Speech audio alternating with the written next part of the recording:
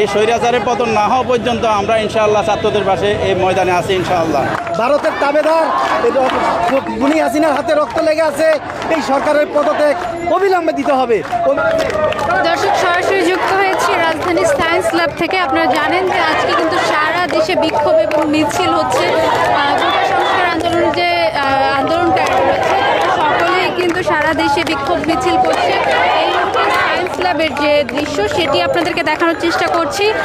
দর্শক, একটু জানিয়ে রাখি যে শিক্ষার্থী যারা রয়েছেন তারা কিন্তু রাস্তায় নামলেও তাদের পাশাপাশি আমরা দেখতে পাচ্ছি যে অভিভাবক যারা রয়েছেন তারাও কিন্তু এখানে দাঁড়িয়েছেন। আমরা এই নিজের জন্য মায়া কান্না দিয়ে কি উনি বুঝাতে চান উনার প্রতিশোধ নেবেন? উনি তাই বাংলাদেশের মানুষকে প্রতিশোধ নিয়ে উনি ক্ষান্ত হবেন না। উনাকে অনতি বিলম্বে বাংলাদেশের ক্ষমতা ছাড়তে হবে। ভারতের তাবেদার গুনি হাসিনার হাতে রক্ত লেগে আছে, এই সরকারের পদত্যাগ অবিলম্বে দিতে হবে, অবিলম্বে তাকে বিদায় নিতে হবে। আসসালামু আলাইকুম রহমতুল্লাহ বরকাতুহু।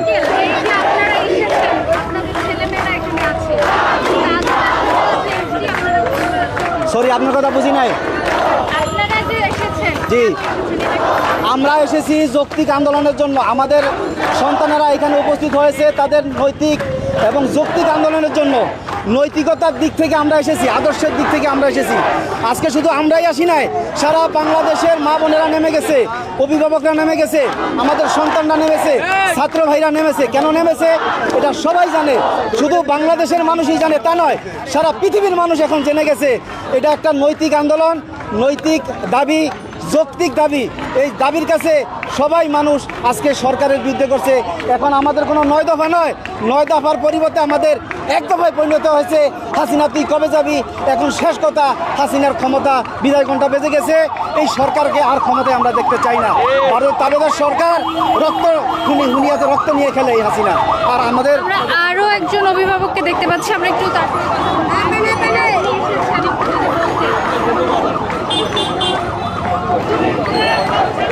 আমরা তো অভিভাবক হিসাবে আসছি। ছাত্রদের যৌক্তিক আন্দোলন, আমাদের মেয়েরা ছেলেরা ঘরে নিরাপদ না, বাইরে নিরাপদ না, কোথাও নিরাপদ না।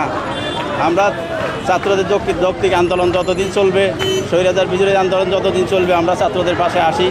এই দেশের সকল জনতা ভাই ভাই আর এই দেশের যত 36 জাতির লোক সবাই এই আন্দোলনে সম্পৃক্ত আছে, ছাত্রদের পাশে আছে। এই স্বৈরাচারের পতন না হওয়া পর্যন্ত আমরা ইনশাআল্লাহ ছাত্রদের পাশে এই ময়দানে আছি ইনশাআল্লাহ।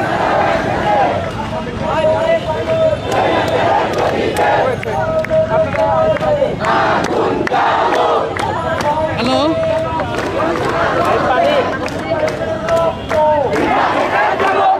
ভাই পানি